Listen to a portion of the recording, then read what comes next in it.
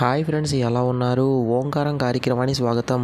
ఈరోజు అనగా 14/5/2024 శ్రీ క్రోధినామ సంవత్సర ఉత్తరాయణ వసంత ఋతువు వైశాఖ మాస శుక్లపక్ష ఈరోజు మంగళవారం సప్తమి పుష్య నక్షత్రం.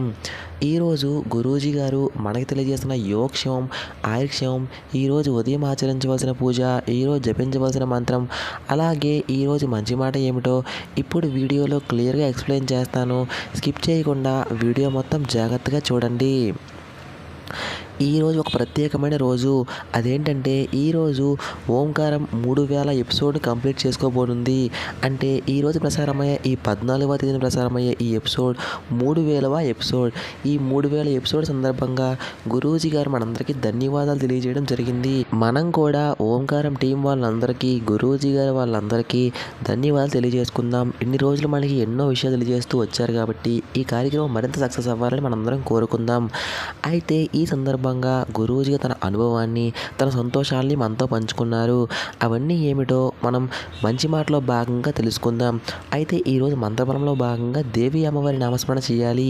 గురూజీ గారు దేవి అర్చకులట, అంటే దేవీల్ని పూజించేవాళ్ళు. అందుకే శ్రీ అనే నామం గురూజీ గారి గౌరవపూర్వకంగా వచ్చింది. దేవిశ్రీ గురూజీ అంటే అంటాం కదా, దేవిశ్రీ అనేది గురూజీ గారి అసలు పేరు కాదు. ఇది గౌరవపూర్వకంగా అందరూ ఇచ్చిన పేరు. ఓం క్లీం కాళికాయై నమః, ఓం క్లీం కాళికాయై నమః, ఓం క్లీం కాళికాయై నమః అనే ఈ మంత్రాన్ని ఈరోజు పిల్లలు పెద్దలు అందరూ కూడా ఎన్నిసార్లు వీలైతే అన్నిసార్లు జపం చేసుకోండి.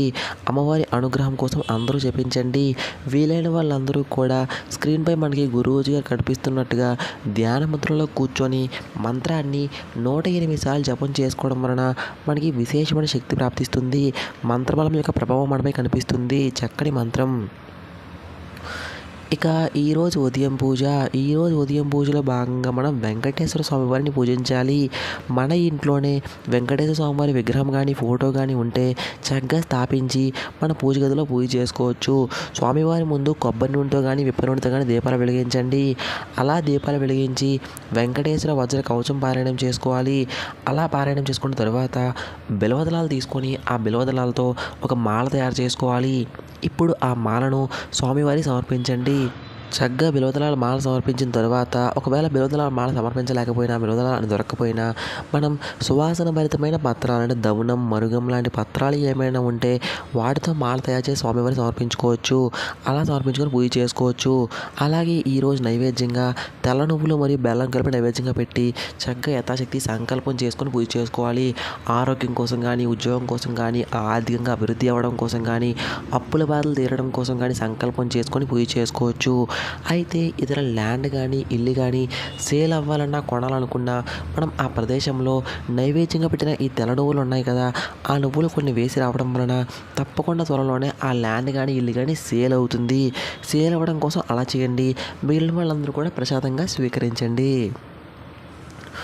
ఇక ఈరోజు మంచి మాటలో భాగంగా ఓంకారం 3000 ఎపిసోడ్ ప్రసారం చేస్తున్నారు.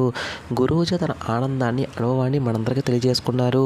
మనందరం కూడా ముందుగా గురూజీ గారికి, యాంకర్ ప్రియాకు, ఓంకారం టీం వాళ్ళందరికీ కూడా థ్యాంక్స్ తెలియజేసుకోవాలి.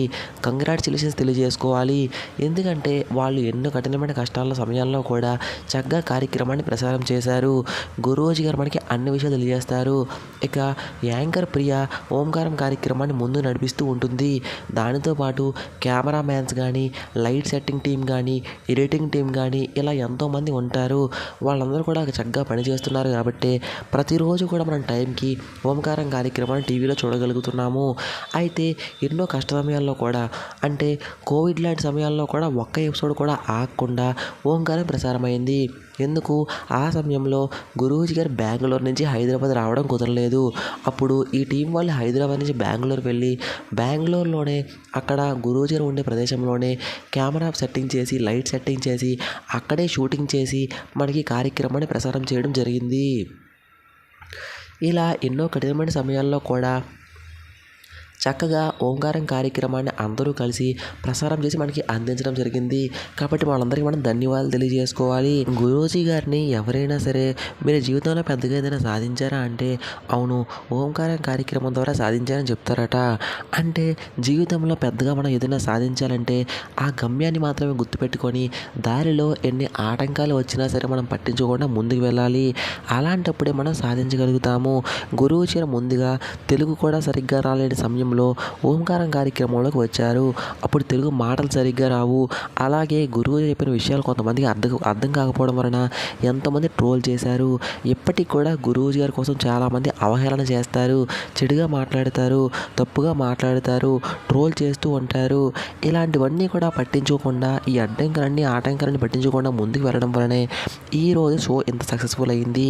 మనం కూడా జీవితంలో కొన్ని సాధించాలంటే కొన్ని పట్టించకూడదు. కొన్ని ఆటంకాలు అడ్డంకులు దాటుకొని వెళ్తేనే విజయం అనేది మన సొంతం అవుతుంది. ఇక ఈరోజు ఎపిసోడ్లో భాగంగా గురూజీ గారు మనకి ఆయుర్క్షేమం కానీ వాస్తు పరిష్కారం కానీ తెలియజేయలేదు. ఈరోజు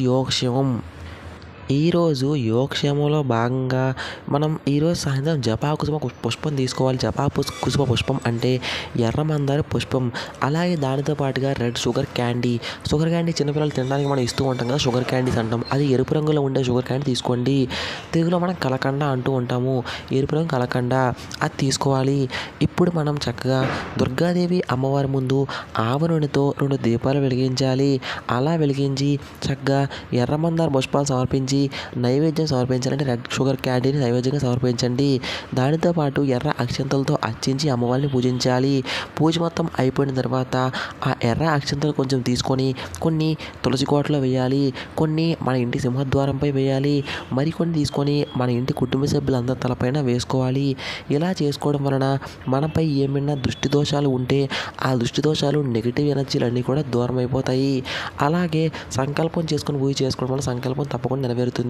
పూజ స్టార్ట్ చేసే ముందు మన ఇంట్లో సాంబ్రాణి ధూపం వేసి గోమూత్రంతో ఇల్లంతా ప్రోక్షణ చేసుకొని తర్వాత ఈ పూజ చేసుకుంటే ఫలితాలు చక్కగా త్వరగా వస్తాయి. ఇది ఫ్రెండ్స్ ఈరోజు వీడియో. డౌట్స్ ఏమైనా ఉంటే కింద కామెంట్ సెక్షన్లో అడగండి.